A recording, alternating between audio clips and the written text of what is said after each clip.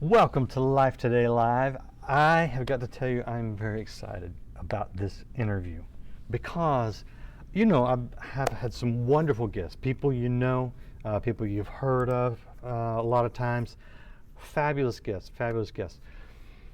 We do have a fabulous guest today, but this is someone that I had not heard of. I had not heard her story. I didn't, I just never experienced the beauty of her writing and her language and her life and her testimony.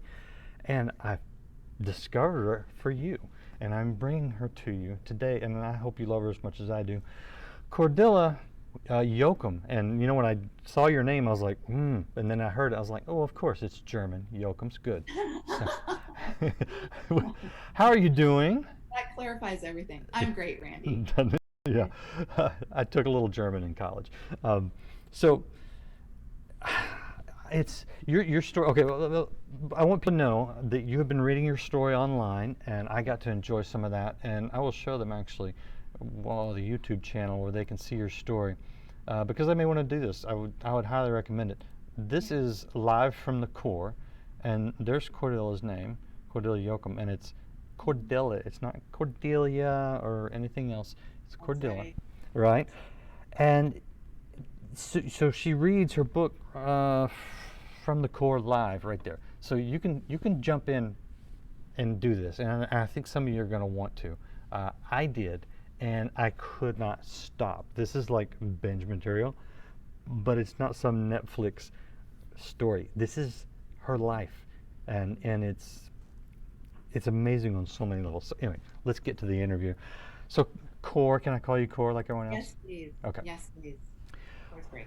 When we go back and look at why you spent so many years in bed, why you Yeah. spent so many years in pain, um, where do you even start? Does it start when you're 7 in your mind, or Yeah. yeah? 100%. Okay. 100%.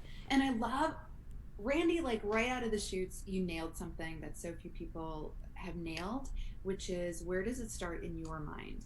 Because so the origin of my story started when I was 7 years old. I fell out of a two-story window holding my baby brother. We fell over this edge of this planter box down onto steep attic stairs below, and I sustained traumatic brain injury. What's so important about you saying where does it start in your mind is that is not where it started in anyone else's mind.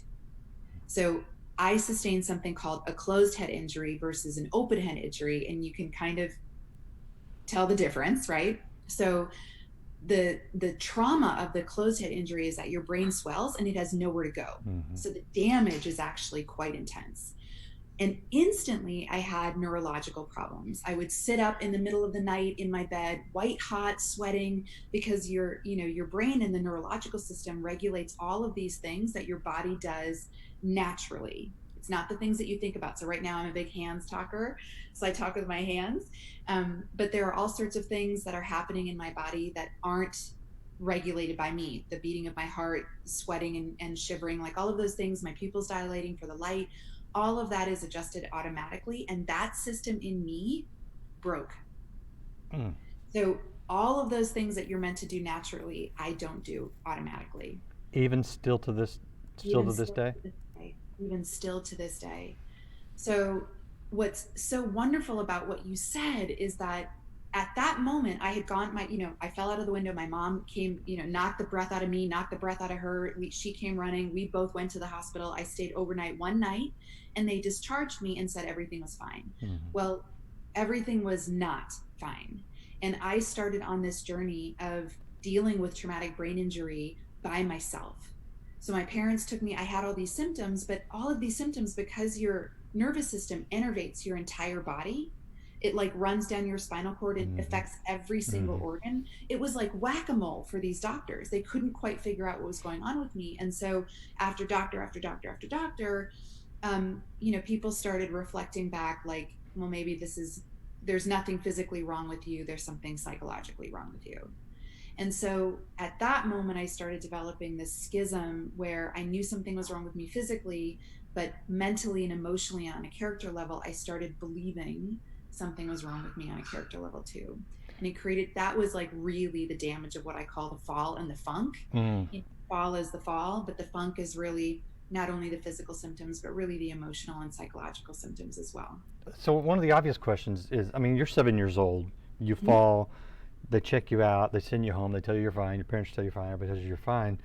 You you had to believe from a medical standpoint, I'm fine, right? As well as your family, right? Mhm. That's right. And you know, there's a lot we didn't know. We've learned so much in the past couple decades on traumatic brain injury that, Yeah. in fairness, looking back, you can see how Sure. it would be missed. But so what happens though is that symptoms pop up and the doctors go after the symptoms. That's right. Never and did I mean, when you walk in the doctor's office, did they say when you were 7 did you fall and hit your head hard? I mean, did even No, the doctors know? Randy, like here's the crazy thing. Even in this whole course, like the book From the Core is my 5 year journey when I started getting healed. And there's a very real reason of why they sort of developed and came onto this healing treatment that I received in the hospital every single week for 4 years. Mm. I received a medical treatment as they discovered it, and that's what started healing me. What's absolutely fascinating is nobody said traumatic brain injury until 2018. Wow. So this was just like yesterday, right? No, actually 2019 is when I first heard that this is traumatic brain injury. I was in the ER again. Even though I'm healing, even though all of that sort of coming, shoring up, I still am dealing with the diagnoses just becoming unveiled. And in the book, and you're not there, I'm so glad that you're reading it because it's prompting me to finish the book. But in the book, that that process of still getting, diagnoses, it's still happening in my life 40 years after the fall. 40 years. Which is amazing. To give people a little bit of an idea, I'm showing them the book right there, and they can get that Oh, great. wherever books are sold. But you can also go straight to corehouse.com, corhouse.com, if you want to get the book, to actually read it, and you don't have to wait for her to finish reading it on YouTube like I have, because it's killing me to not know the ending. Um, but well, just tell us some of the psychological damage that the lack of a proper medical diagnosis did to you. This is possibly the most relatable thing in the book. So my dad, I had started at 7 years old. I'm starting like to learn the value of money, right? So I'm slowly learning. I think I had a little, piggy bank, and my dad had gotten me this minted coin collection. And so it was in this sleeve with the red velvet and this little plastic cover. And on it, there's like a little penny and a nickel and a dime and a 50-cent piece and a silver dollar. And I didn't know, Randy, until after, when you sort of start sustaining something like that and you have this survival mechanism that you're desperately trying to just survive and live through the day, you are not future casting a life and you're not really processing yourself as a person. And my particular path to the schism happened to be traumatic brain injury. For many people, it can be divorce, it can be bullying in school. Like that just happened to be how I came to this schism. And what I call it, and I only call it that now because with therapy, I looked back on my life, and what I realized is somehow with my 7 year old brain, I told myself that I was 50 cents on the dollar, everyone else was a full dollar, and I was 50 cents. Mm-hmm. So when you ask me, what is it, like, how did that impact me emotionally? I developed what I call 50-cent thinking. And that thinking is really, I'm not worthy, I'm not lovable, I'm not good enough, I'm not deserving, all of those things that we now know that people deal with. It's almost universal, this idea that I'm not either enough, or what I told myself is I wasn't lovable. I kind of looked at myself after doctor after doctor after doctor. I looked at myself and I had all these people telling me nothing was wrong with me. And I started asking myself, what kind of person does this? Like, what kind of person on a character level needs this kind of attention? And that's really when I started questioning myself. Even though I was so clear that something was wrong with me physically, even though nobody said it, I knew without beyond a shadow of a doubt that something was wrong with me. I just clearly wasn't in a place to solve that problem myself. Whoa. But I started really questioning myself on an emotional level. Yeah, I mean, the brain injury, obviously, but give people an example of what that looked like, of one of the behaviors that you felt like this is not normal, there must be something wrong with me, that was actually attributable to the TB, to the traumatic brain injury. You just didn't know it at the time. Yeah.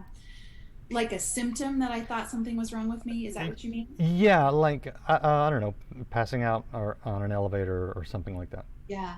Well, I started moving through life. I didn't, it was my normal, right? So what I started doing is developing behaviors of what I call secrets and lies.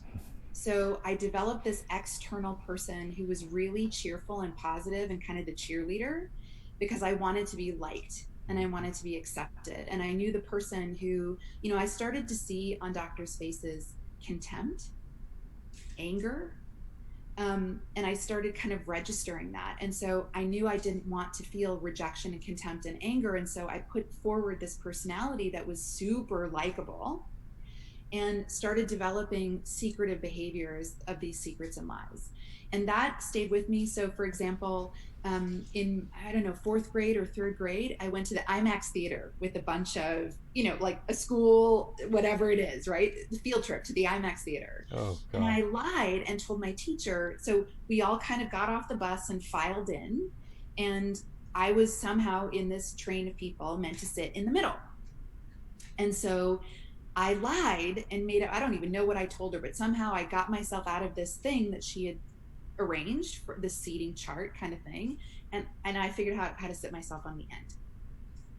And I did that because I was constantly nauseous. Mm-hmm. And to say that I felt nausea is way underselling the symptom. So it was this white hot panic of feeling like in this moment you will be sick, but it never actually happens. Mm. So you're just living on the edge of that second to second to second to second wave of nausea that never actually comes to fruition, and just the fear of that. And now you're in a public place and you're surrounded by people and you're in whatever you are, the third grade, the fourth grade. And so that was the beginning of my development of secrets and lies. And I did that even up until I lived in New York, and this was in my 30s. I remember I was coming back from JFK. I was forever sick on airplanes. I was coming back from JFK and I was so sick in the cab that I screamed to the cab I needed to be let out at a flower shop. And I ran into the flower shop and I screamed at the person in the flower shop. I said, I'm pregnant and I need to use the bathroom. I feel sick and I need to use the bathroom. And she, of course, pointed me to the bathroom right away. And I went in and again, nausea, but not getting sick. And so that was kind of the problem. How long were you in that bathroom? I don't even know. I don't even know. I don't Well, even know. But mm, like, and another thing that I did in New York is I was out and about and I felt really sick, and so I went into a nail salon and I got a chair massage because the chair massage was right by the bathroom. mhm. And minute by minute, I bought time and had this very expensive afternoon waiting for the nausea to pass. So, So these go ahead. kinds of things is kind of how I developed these behaviors to protect what was happening on the inside so that I wouldn't be rejected. And when you went to doctors, they were telling you it was what, a panic attack? Is that what most of them, or which they thought was not real? Absolutely. Absolutely. Like, and at some point, Randy, and my mom was really my partner in crime over the years. She rescued me on countless occasions. And at some point, um, you know, we just started handling everything what I called in-house. Mm, Like we stopped going to doctors. You go to doctor year after year after year after year, yeah. and they keep telling you the same thing. Nothing's wrong with you. Like at some point, you just stop looking for help. Mm, And mm. so that's what I just kind of did. I stopped looking for help. Give us an idea while you're going through this from childhood into adulthood, Yeah. trying to function with something seriously wrong, legitimately physically wrong, Yeah. nobody being able to pinpoint it, and so you're developing a mentality that okay, it's just me.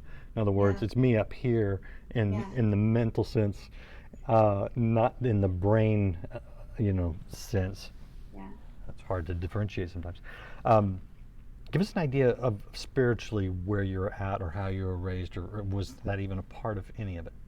You know, Faith was a part of my family's conversation, and I saw faith. We went to church, but I was the person that was when I grew up in Minneapolis, and I was the person with the pastor's daughter that was doing wheelchair races down the ramp. Like I totally relate. right. So it just wasn't I kind of saw, and you had mentioned earlier when we were talking, just the two of us, like I'm an extrovert. I'm a hardcore extrovert that's lived a hardcore introvert life. Mm. And so in those moments where I was able to be out in the world before I was bedbound, I was racing down ramps and I just wasn't like I looked at church as somewhere to do something fun, right? I did Awana, I did Young Life, I kind of did those things, but I didn't in any way have a relationship with God. I didn't really have any sort of meaningful encounter with God. And so when I went off to college and school, that was the end to that. And I didn't really, I kind of went back once or twice with a friend here or there, but it really wasn't part of my vernacular and it wasn't part of my expectation. I never really expected that. I shared with you earlier, my thought was like, I wasn't really clear. I knew there was the framework of religion, and I thought if there was a God, his job was to heal me physically. It didn't even occur to me that spiritual healing was possible. And I think that when I think about From the Core and the journey that this book takes the reader on, it's really about the beauty of this spiritual evolution and spiritual journey of healing. Yeah. So as you're facing all these physical problems, which is developing some psychological problems, For sure. the spiritual was never the place you looked for a solution. No, no. And even as I started healing, the beauty of healing, like I mentioned, I actually was in the ER one night. I don't, you're not to that point in the book, so I kind of don't want to spoil it for you or No, for go you. ahead. Go ahead, please. It's a pivotal point, but so I'll share with you, I was pregnant twice and I miscarried. And in the second miscarriage, I was in my second trimester. And in that process, I ended up in the ER. It was incredibly painful. And they put in an IV of saline solution to deliver morphine, for the pain. Right. Over the course of the 8 hours that I was in the ER, 3 liters of water went in and nothing came out. Wow. Now, what your face just did is what my doctors did. So they started bringing in specialists and teams of people and started thinking like, is she in organ failure? Is she in kidney shutdown? Like, what exactly is happening that's causing this water to stay in her system? And they were like testing my legs for edema. They were really Yeah. concerned. Yeah. And what ended up happening is that part of the traumatic brain injury inhibited my ability to hold water. So all of those years that I was functioning on secrets and lies, primarily it was because I was what's called hypovolemic, which means that, if a person is filled up with blood volume, which delivers oxygen, delivers all sorts of, like you need blood in your body, I am functioning at about 30% less than the normal person. Oh, that's simple almost. I mean, Beautifully simple. no, yeah, It's I hadn't gotten to beautiful. that point in the book. That's it. That's Yeah, amazing. sorry about that. That's coming. Okay, That's well, I tell you what. Before we, you need to let people know what the before you found the solution, what it did to you for how many years was it? 10 years? Yeah. So, and I love that you said we know so much more about brain injury now. Like, I have such deep gratitude and am so deeply indebted to soldiers and football players and Mm. all of the research that's been surrounding these populations of people, because we do know so much more about brain injury now. And so I sustained the first traumatic brain injury when I was 7, fell out of a window. The second traumatic brain injury I sustained was a car accident in my 30s. And how many people have car accidents? And so I was just driving. I was living in LA. I was driving down Sunset Boulevard. If anyone knows Sunset Boulevard, it's this beautiful wide promenade of a street. So it's two wide lanes going east, two wide lanes going west, and this beautiful grassy knoll in between. And I was singing, cruising, with my window down in the beautiful California sunshine. I was driving in the very far right lane, going inbound to Los Angeles, and someone was coming out of the hill and decided that he was going to gun it across and try to beat me before I crossed. So he gunned it across all lanes and the grassy median and tagged my tagged my driver's side door, spun me in circles. I severed a cement planter, a cement light that goes over the road, and a fire hydrant from its base. I hit with that level of velocity. Goodness. So now I'm being hydranted and I'm passed out. And being hydranted is like, oh, it's a whole new level of wet. Like you're hardcore soaked. And so I'm getting hydranted and I finally came to and I walked, I got out of my car and I kind of did, my dad's a pilot. And I did what I call the systems check, right? Yeah. So Right. you kind of Right. do a systems checklist. And I do know. I came to and I did this checklist where I said, can I see blood? Can I taste blood? Am I alive? Hmm. And to the question of am I alive, I answered yes, but immediately I also said to myself, it wouldn't matter if I wasn't. Hmm. Like it would be okay if I wasn't. And here's the beauty of that. Like here's the real beauty of that. Death lay on me like a mist. Hmm. I had this sense that we talk a lot now in this idea of heaven, like earth as it is in heaven, right? Like here's a location and there is a location. But what I felt in that moment is that it's just this energy and it's this, if I had the sense that if I leaned forward into the energy, it would just absorb me so that I could kind of move back and forth between life and death like this. And it was from that moment forward, it's removed this fear of death for me because I felt as if I, in a way, experienced it. But I got out of my car and I was walking down the middle of the street. As so many people with brain injury do, you are not aware of your surroundings. You are not aware of really what happened. So I walked down the street, and from that, I just remember how beautiful it was. It was so crystal blue and so beautiful. And I was walking down the middle of a very active road, feeling like I was by myself. And from that point forward, I lost time a little bit. Yeah. And I know only because of police reports and pedestrian reports that there was a group of people, a group of Mexican landscapers that came out of the hill, and they had their truck bed filled with grass clippings and their lawnmowers and stuff. And then there was an Australian motorcyclist that sort of brought me out of the street, made a dignity circle around me. I was going into shock because I'd been hydranted, so I was soaking wet, and they stripped my clothes off me. And the only reason I know it was an Australian motorcyclist is he gave me the shirt off his back. Wow. So he had a Henley on that said Qantas, and that Henley was what I woke up to as I was sitting in the back of the ambulance. Wow. It was really incredible. Wow. Okay. Fast forward us a little bit to the house that you're in right now. Yeah. The house that I'm in right now? Yeah. So the house that I'm in right now, I had been in New York City. So I was living in Los Angeles when I had the car accident. Shortly thereafter, a couple months thereafter, I'd made the decision to move to New York because I had a luxury handbag line. That was where all the press was. At that time, magazines were still really the epicenter. You wanted to make sure you were by Vogue and by Barney's and all sort of the things.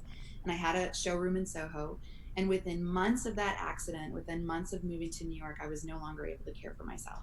But even then, Randy, even then, it never crossed my mind, right? Like I'm here in Manhattan. I can't care for myself. I can't leave the house. And I don't think that that's a problem. Well, you blamed yourself for the problem, did you not? You thought it was just all in your head, no pun intended, meaning that never had the idea of an actual brain activity throwing your body into just complete disarray. You thought it was just your thinking or something, right? I did. Your 50-cent thinking. Point, it had been 30 years at that point. By the time I was in New York, I'd been dealing with it for so long that I just thought this is how I got through life. This is how I got through life, just making it through the day. But within very short order, I really could no longer care for myself. And I'd flown back from JFK. Long story short, again, my issue is blood volume. So I get off, I fly, which is dehydrating. I arrive in New York City in the middle of summer. I almost pass out in front of Tom Brokaw, right? Because I arrive in this that thick heat and humidity of June and July in New York. And I end up staying at my driver's house I had a driver pick me up at the airport, and I got so sick that I stayed at his house until I was finally able to make it into the city. I make it into the city. The AC in my building is out, and my doorman is completely like wild with dehydration. And so I go upstairs like 2 minutes before I was being rescued, and now I'm rescuing. Mm-hmm. And I run upstairs and I get him this big glass of water, and I push it into his hands, and he walks me over to after he kind of gets a little acclimated, he walks me over to the elevator. I step into the elevator and it jams. With the So door now I'm shut, stuck you're in stuck. an elevator. Oh God. It is over 100 degrees outside. There is no air conditioning in the building, and I am in the elevator. I exited that elevator, Randy, and I crawled to my apartment. How And long? I really never recovered from that day. How long were you stuck in the elevator? 45 minutes. Okay. And they had to get the jaws of life, and the New York Fire Department came and they extracted me from the elevator. But I So, never recovered from that day. uh, was it that day, or was it that just sort of another, you know, link in the chain of long things, That was long the line of things? straw that broke the camel's back. Yeah. Yeah. Prior to that point, I was dealing with nausea, and that was really the primary symptom. But at that time, like when I got stuck in the elevator, it really drained me of whatever sort of hydration I was Oh, living in. yeah. And at that point, I was so below par that I wasn't able to come above that line. Wow. And at that point, my mom came out. She tried to rescue me, which she had done so many times. So she comes out, she tries to rescue me, and then she kind of goes home. And I never really, we call it bounce in my family. If I go down and then I bounce, and I never really bounced. And in short order, I had to move back into Liberty Lake, Washington, into the house you see me in right now, where I don't live, but this is where I am right now. I had to move into Liberty Lake, Washington, and basically be cared for my parents when I was home and bed bound. And I How was in bed for 23 out of 24 hours a day. how long? So I was here for about 2 years. And just in this way that the most unexpected things happen in life, who had heard about my thick skin handbag line, and was doing fashion in Seattle, found out about me. She flew here. I was too sick to sit up. So she flew to my parents' house, laid on the floor with me, and asked me to do a project for her, which I did. And it took me about 3 months to complete. Once I completed it, she asked me, and this is just again the beauty of people seeing beyond disability, which, if there are any employers listening, the Mm. most precious thing you can give people is the agency of work. Mm. And she gave me that gift. Mm. And she said, listen, I know your circumstance, but I really want you to sit on my executive team, on her executive team, Randy. I can't even sit up. And she wants me on her executive team.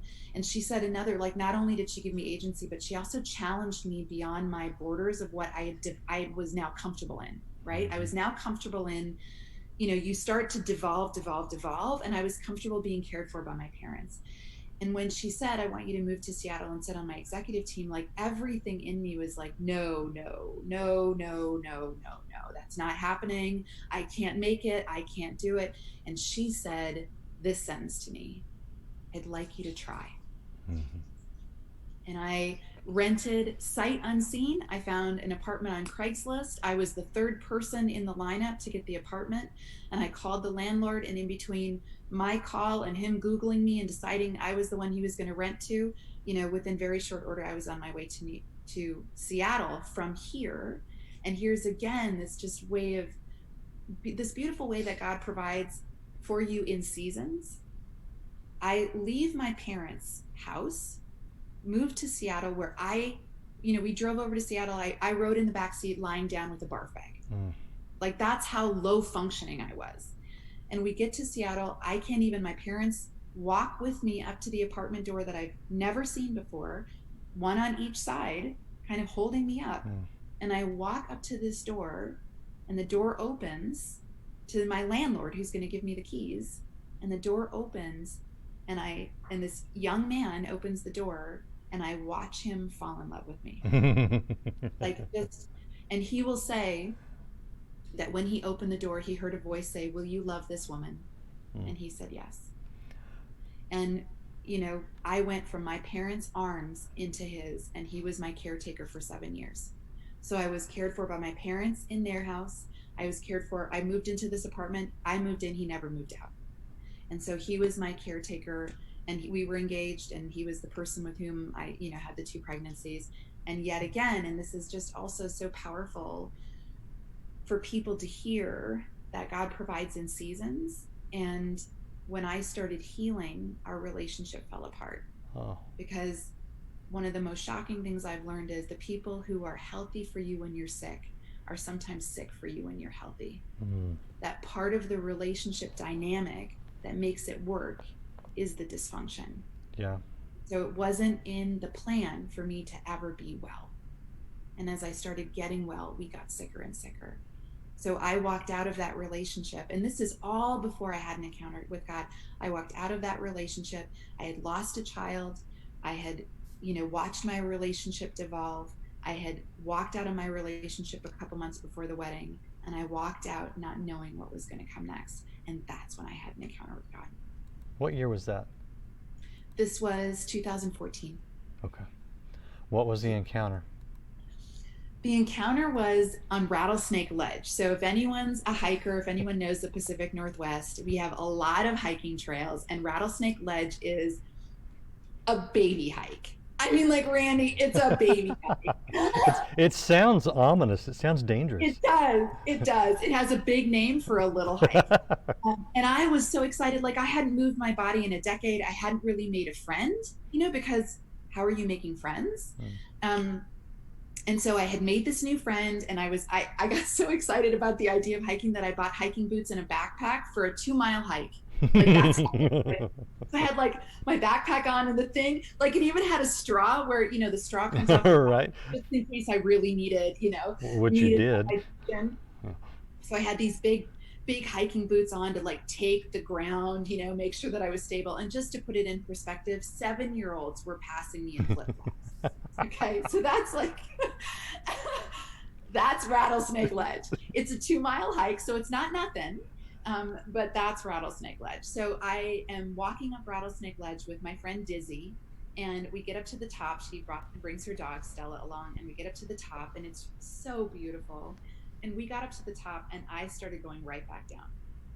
I mean, I just kind of came up and like went right back down. And she said, wait, look at the view, look at the view. And Randy, I was so nervous that I was going to have to be like airlifted off the mountain or something. Like, my body had so terrorized me that I just couldn't even take that moment to like appreciate the view. So we went up, we went right back down. And it wasn't until I was in the parking lot when I could finally appreciate what had happened. And I was just so, here I was with a brand new friend. I mean, I was just very shortly out of this season where I'd been bedbound. I couldn't believe that I was using my body. I couldn't believe that was a gift I'd been gifted. I couldn't believe I had a new friend, and she had a dog. I couldn't believe that I was hiking. Like, I just was so overwhelmed with gratitude. And Rattlesnake Ledge is such that it's named Rattlesnake Ledge because it's the sheer drop. The rock face is sheer. And when you're in the parking lot, you see the rock face. And so I was looking at this mountain that I had climbed, and it was glistening because everything in Seattle is moist and damp. And it was glistening in the sunset, and the sunset was like a rocket pop, it was orange and pink, and it was just so beautiful. And at the base of Rattlesnake Ledge, it had flooded. So there were all these birch tree stumps, and I was just captured in this moment of beauty. And I kept saying this mantra over and over in my mind. I kept saying, this is beautiful. This is beautiful. This is beautiful. And I heard back, so are you. So are you. Wow. And that was the moment where it was like that schism that told me I was 50 cents on the dollar, that belief that I had held that had rooted so deep in my soul that said that I was less than and unworthy. It's like in a moment that schism was sealed and made whole. And I have never been the same. But what happened in the course of the book is that moment of being made whole happened in an instant, but the process of walking toward wholeness and learning new behaviors of how to live in your reality of your identity, yes, that's taken 5 years. Okay, do you realize that is straight out of Scripture? Tell me, tell me. Okay, I'll tell the audience who may have jumped in late. We're talking to Cordila Jochim, and her book, From the Core, tells her story. And I know we're over time, but I'm going to keep going because this is such a beautiful and ongoing thing, I think. And so I want you guys to pick up her book. You can get that at corehouse.com or wherever books are sold. Corehouse, CORHOUSC.com. But Cordilla, or Core as people, you like people to call you. What we're talking about is uh, the moment of wholeness is the moment of salvation, when you believe in your heart and confess with your mouth that Jesus is Lord, and He comes and makes you new, makes us a new creation. Then spiritually we're whole at that moment. We're still living in a body that was never designed for immortality. We all die. But the in between is what some people call our soul. It's basically our mind, our will, and our emotions. The place where you felt you were 50 cents on the dollar. Yeah. So you're dealing with all three areas. So when you become spiritually whole, that's dealt with, done, never going to change, done. Done. But then when you but the physical, you're still having to deal with, as am I with my physical issues, and most people are. And the older we get, the more you deal with them. But it's the alignment of the decaying body with the eternal spirit that kind of fights sometimes in the area of our mind, our will, and our emotions. And that's why the scripture says things like renew your mind daily, submit to God. It's not because He's lording over us, it's because that's our path to healing, is submitting our will to His. And so it's replete. We call this sanctification in religious circles, in seminary, but it is a process. And what a lot of people, I think, fail to understand is the moment of salvation is a point, and it's not the end; it's the beginning. And the rest of our lives is a walking out. That's where Paul says, "Work out your salvation with fear and trembling, with reverence and with seriousness." So a lot of people feel guilty because they're not instantly, I don't know, like arrived at the moment of salvation. But that's not the point. It's just that salvation, now your spirit is alive eternally. You're a new creation. You walk in an entirely new reality. But you do spend the rest of your life walking it out, becoming mature, learning, failing. Proverbs says not how many times you get knocked down, it's how many times you get back up. Yeah. We're not judged. The only loser in the fight is the one who didn't get up again, right? So, I mean, you are continuing to walk it out. Let me ask you, so we get back out of my sermon and into your story. What has happened since that? Well, okay, back up one more step. How did you Yeah. know that was God and not just a warm, fuzzy feeling from nature? I didn't. Okay. I didn't. I didn't. And in the book, and this is why I think the book is so powerful for those people who are maybe questioning what the voice of God is, or questioning their relationship with God, or if there even is a God, because I certainly was right there. I didn't instantly say, like, heavens parted, dove, lights on my head, and there God is, right? Like, Right. that was Right. not a conversation. um I didn't know what to call it. I didn't know what to call it. I just knew that fundamentally something had shifted in me. And it was really some different people in my life, having conversations with me and really being spoken to by God. Mhm. We talk so much about how God speaks to people, like He is a living God and He really speaks to you. I did not, I was not cracking the Bible. I was not, like, none of that, none of that. I was being spoken to in a really intimate way in the middle of the night, when I was mourning the death of my relationship, when I was wondering what was next for me, when I was feeling so, um, like I had lost time, um, and just being covered in those moments where, you hear a voice in your soul. And over time, I started developing a conversation with that voice. And it was really over time. In the same way that you heal over time and you walk in your wholeness over time, you come to recognize God. When did you put a name to that voice? Oh, Randy, that is, Not so much in date, but just in process. um, I think I really, because I had had the framework of church, I really sort of asked myself in the same way after the accident, I asked, am I alive? I think at Rattlesnake Ledge, I did ask, is that God? Like a little bit like, Dr. Seuss, are you my mother? Like, Right, right. is this what's happening here? And over time, the more I got spoken to, the more I started developing conversations and having conversations with people who knew what they were looking at. Yeah. I mean, there were people surrounding me who knew what was happening in Oh my yeah. life. And without, and this is the beauty of leading people through, is there was no like there was no strict, religious conversation that was sort of issued to me. It was really just an inquiry and an opening into the conversation of like, well, how do you feel about this? What do you think about this? Could this be, and that was really how I have a cousin, his name is Jax. um, and well, his name is Jordan. I call him Jax. I nickname everyone. And so Jax, we spent my first year out of, really captivity in all of its forms. For me, my first year of New Year's Eve, I hadn't spent a New Year's Eve. I mean, I'd never gone out for New Year's Eve. Like that just wasn't a thing that I was able to do. And so Jax and I decided to go to this art installation where you were human art and we were white and we painted all on each other, so obtuse. And he really gamely went along with me and was like, anything you want to do, girl, I'm a yes for you. And so then he came over to my house afterwards and we were just sitting by the fire, and we were just talking. And I had had a job interview and I hadn't gotten the job. And I was just, well, actually, let me rephrase that. I had had a job interview, I had gotten the job, and the job was rescinded. Oh, It's even rescinded. worse. They were, That does a lot for your struggle with rejection, right?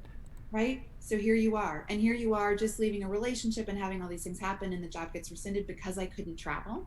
Hmm. So they didn't say anything about travel over the 13 interviews, Yeah. and here we are at offer, and then all of a sudden this happened. So I was just devastated, and I said to Jax, I don't know what to do next. I don't know what to do next. And like so many people, Randy, are facing that moment of like, where your plans just get totally crushed and you don't know what to do next. And that was the moment. And he said to me, be the dot, be the dot. And I knew that I had heard something profound and I didn't know what was coming. But he went on to this, he launched into this monologue of how he started talking to me about God, but he talked to me about God through nature, which is how I had first encountered God, right? So he kind of said, if the universe collapses into one point and explodes into nothing, you are the point through which God flows. If you believe in God, you're the dot, you're the vessel, you're the portal through which God can flow. And he talked to me like he said, the dot doesn't do anything but open. And the most beautiful thing as the story unfolds around this idea of being an open vessel, being a conduit for connection, I now know what that is. But again, he talked to me in terms of be the dot, not in terms of like, well, God says, and biblically Right. speaking. He Right. didn't come at me like that. He came at me very in a way that was so accessible and I can hear. And the beautiful thing about that and how my whole journey unfolds is the name that I chose to name my child was Lumen. Hmm. And I found out later that lumen is the vessel through which life flows.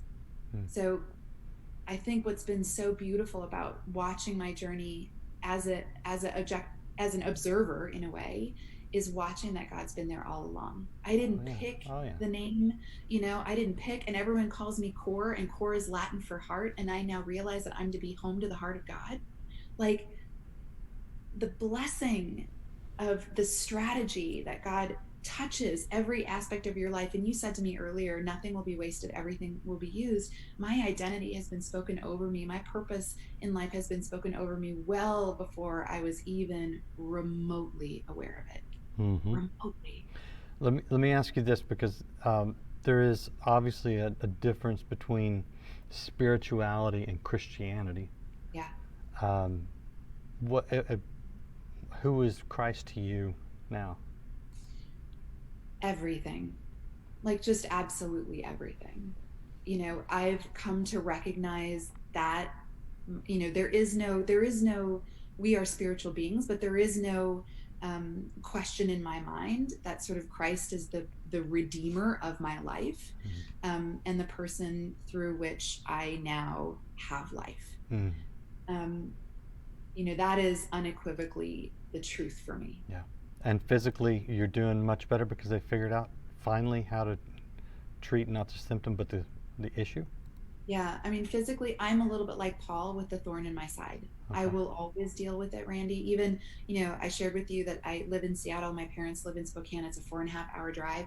And I made the drive over, you know, very unsuccessfully. I Oh. had to step an hour into the drive and rest for a while and was very unwell and kind of then limped my way back to home. So it's still very much present in my life. And I think, there's been a respite so that I'm not constantly dealing with it. And that's the huge gift in my life. But the secondary gift is that it'll always be with me. Yeah. It just Uh, always reminds me of how human I am, and that my strength is not in my humanity. It's not in my healing. So often I think we ask for healing, and healing is such a beautiful thing. It's such a beautiful thing, but quite often healing doesn't come. Physical healing doesn't come, or physical healing comes in part, not in whole. And I think that beautiful reminder is how human we are and how divine we are. And that sort of tension between constantly having to choose where we put our focus and choose how we live our lives and choose to be that opening in spite of everything, um, is really the power of our life, is really the power of God in our life.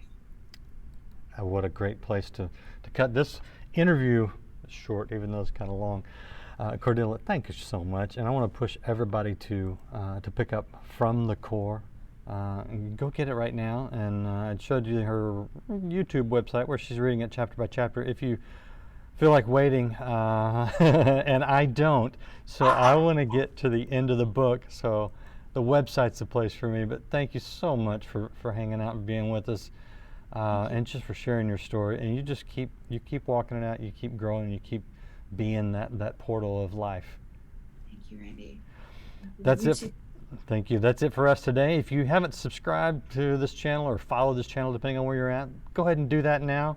Because, man, when we've got great interviews like this, I just want to share them with you. So join us again next time, and follow us, and we'll see you again on Life Today Live.